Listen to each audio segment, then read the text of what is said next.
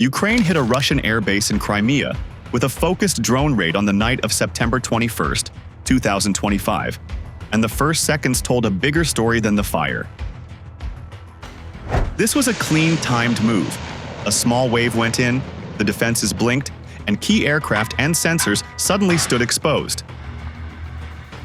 The target set points to a simple aim: blind the early warning picture, cut the lift for fast redeployments, and force longer, riskier supply routes across the peninsula. What looks like one strike is really a chain.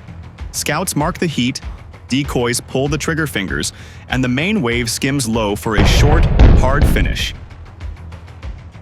If satellite images and OSINT checks confirm the burn patterns on the apron, the balance around Dzhankoy will tilt for days, maybe weeks, because missing eyes and hands slow every plan that follows. Stay with military force for field-tested analysis on weapons, battles, and the politics behind them. Subscribe and turn on notifications so you catch the next indicators before the headlines.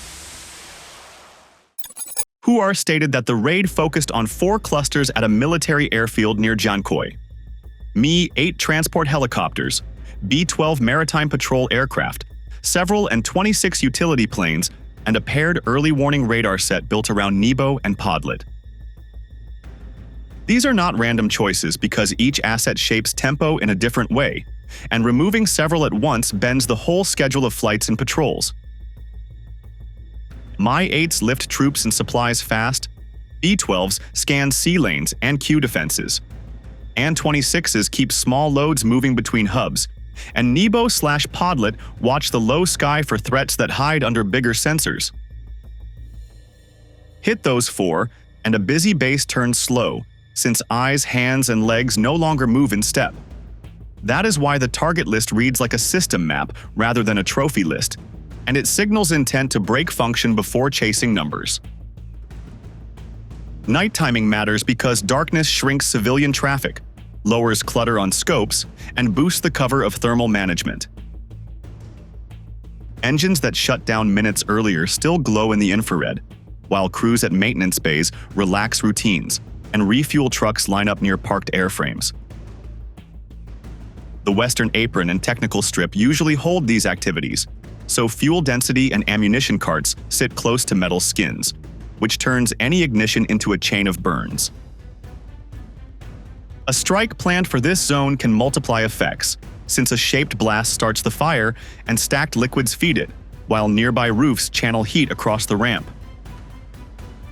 This is how one accurate hit can ripple through operations without a massed wave, and it explains why planners prefer quiet hours when guards look outward, not inward. Intelligence, surveillance, and reconnaissance set the table, and the sequence begins with residual heat. Thermal cues mark exact spots where rotors stopped and where valves kept fuel warm, and those cues survive just long enough to guide a second look. A small reconnaissance UAV then drops altitude and rides blind gaps between low-tier radars, using terrain folds and tree lines to cut exposure, while keeping radio silence to avoid easy geolocation. Electro-optical sensors confirm tail shapes, wing routes, and the high mast of a Nebo antenna, and that mix of heat and outline turns a guess into a fix.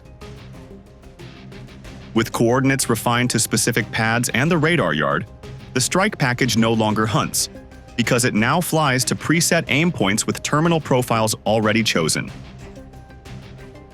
This target picture tells a clear story, since it aims to blind the early warning arc, take away lift for quick redeployments, and cut short-haul shuttles that keep parts and ammunition flowing. Once these nodes go offline, patrols stretch, convoy times grow, and the alert net must borrow coverage from distant sites, which opens a local window for follow-on actions. The design favors precision over volume, because the goal is to switch off functions with a few well-timed blows, rather than saturate defenses with noise.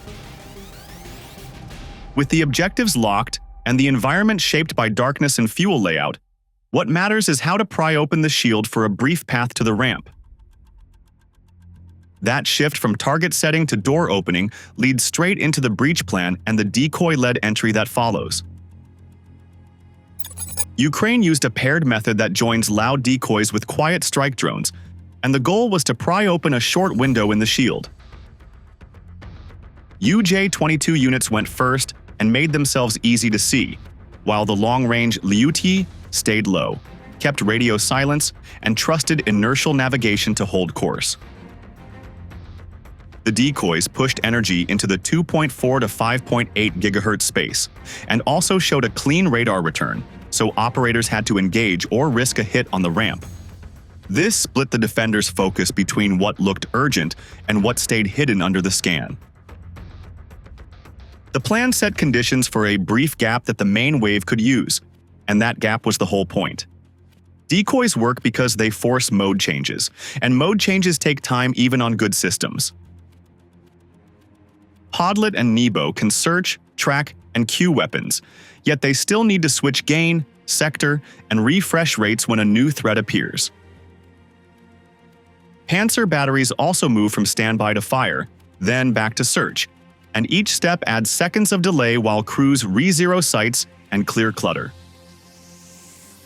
A short burst to kill the decoys is fine for defense, but it leaves a moment when screens sweep past and tracks fall off the gate. That small lull is where a real strike can slip in, so the breach depends on timing rather than mass.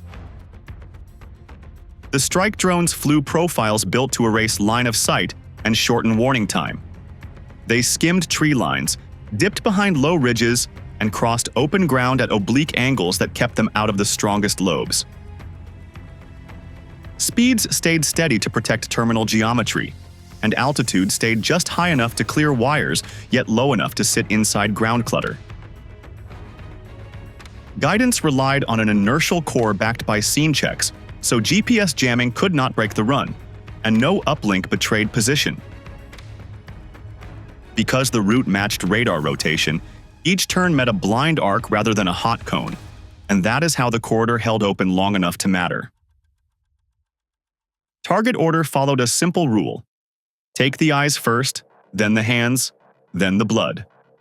Early warning arrays fall to a centered hit on the antenna face or the base joint, which stops the picture and delays any handoff to nearby nodes.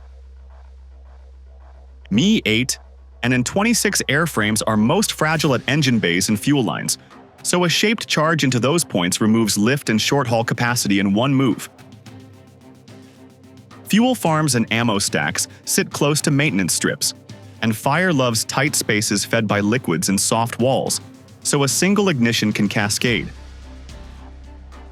With aim points preloaded, the wave did not hunt for targets at the ramp, and that is why a small number of hits could carry large effects.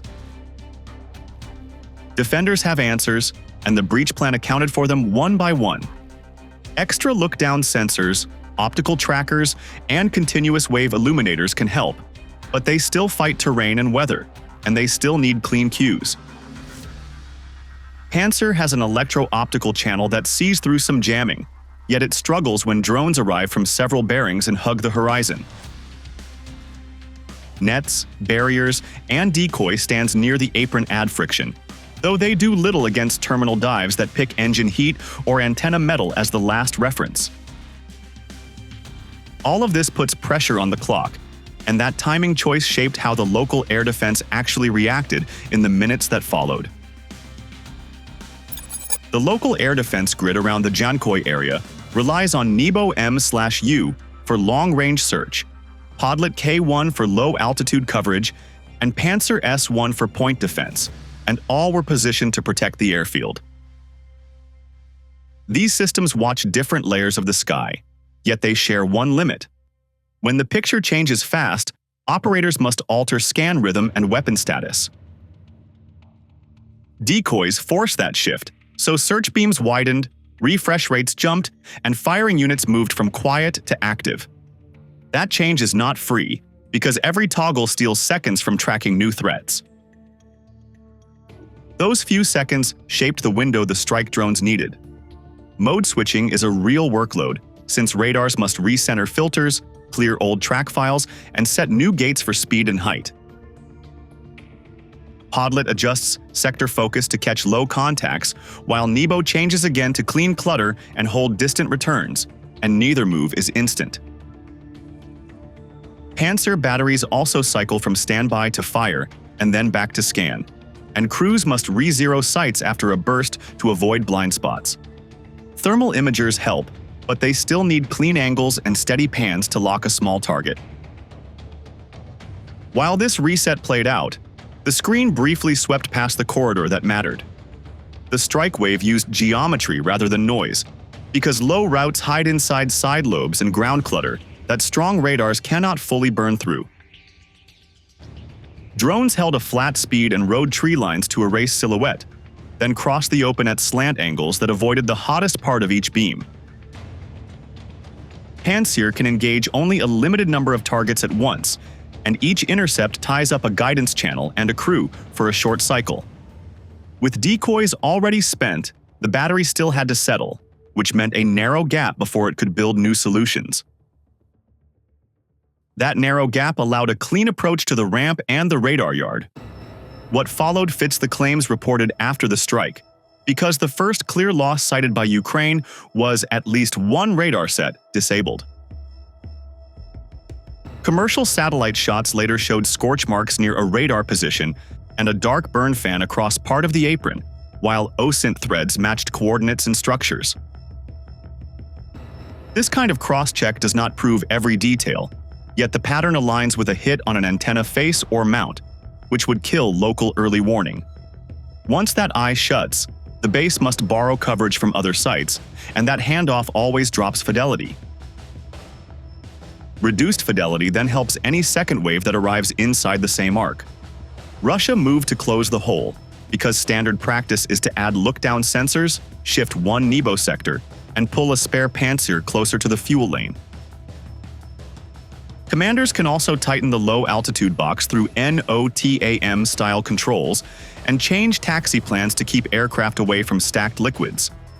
Those steps add friction for the attacker, yet they cost tempo for the defender, since patrols stretch and alert crews work longer cycles. When tempo slows, small raids buy more time than raw blast would suggest, and time is what logistics and sorties need most. That change in rhythm leads directly to the physical results recorded on the ground and in the airfield imagery.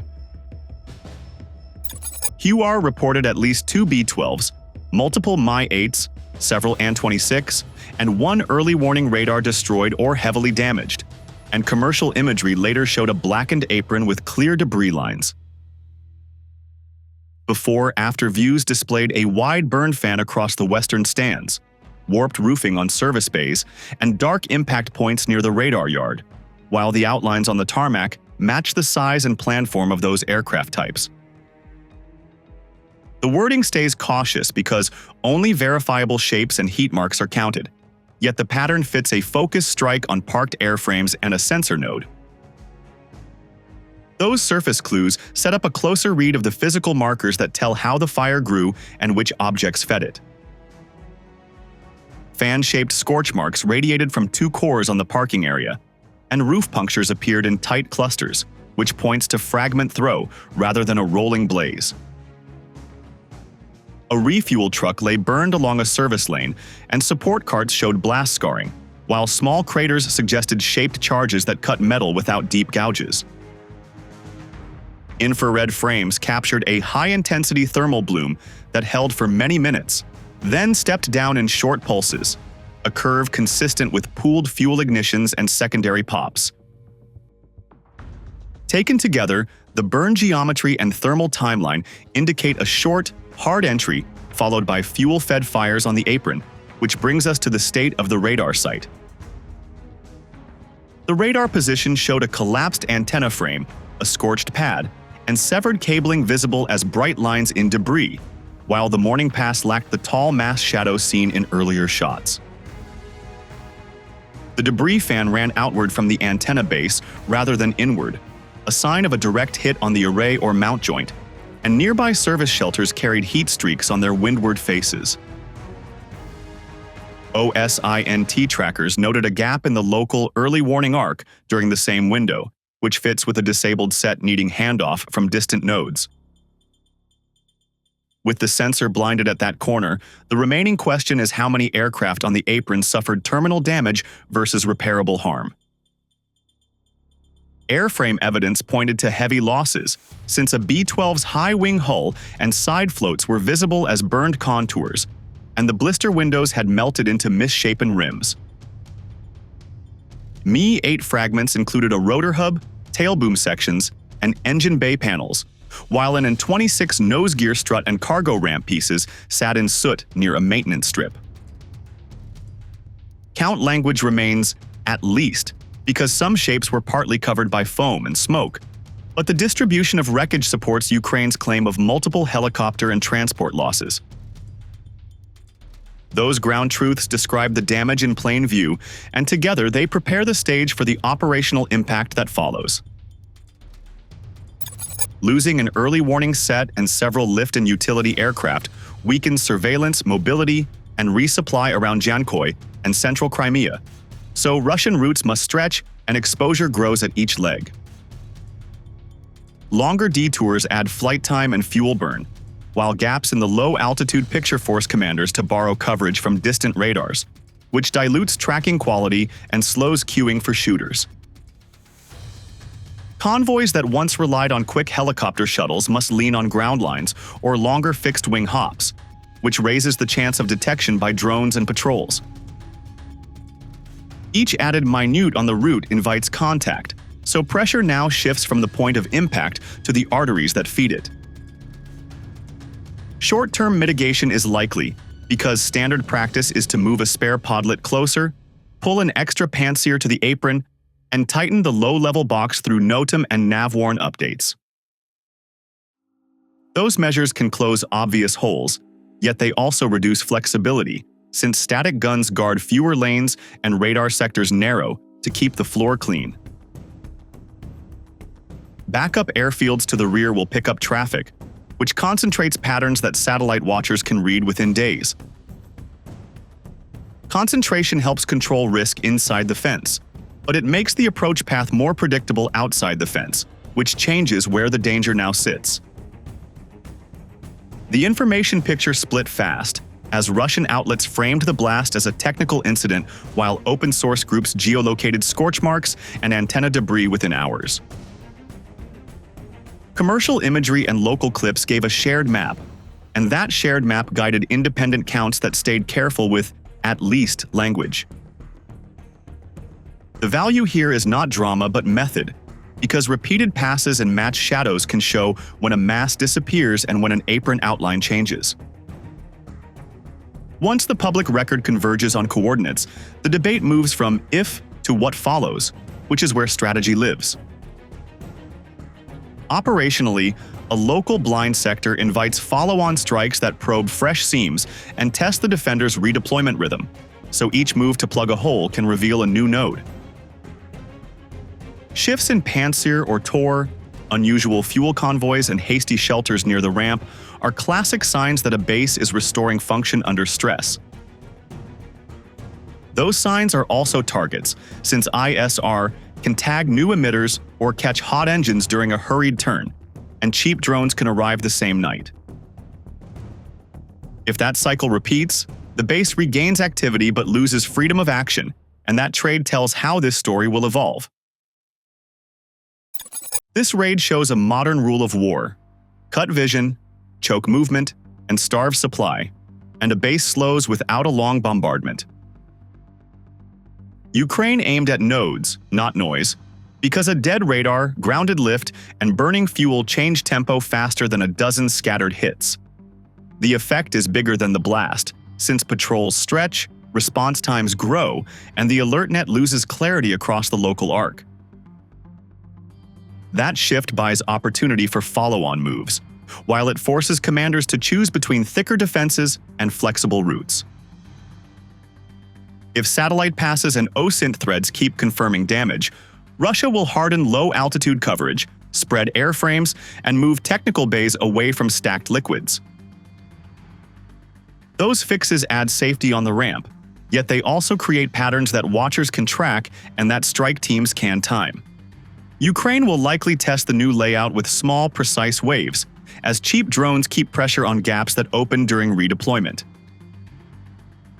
Signals to watch include unusual NOTAM blocks, fresh pantsir or tor positions, and new masts that appear on pads once used for fuel. Each sign points to stress, and stress turns minutes into leverage for the side that plans the clock. That is how a narrow action can bend a wider campaign when timing and discipline beat raw volume. For field-tested analysis on weapons, battles, and the politics behind them, subscribe to Military Force and turn on notifications to stay ahead of the next move.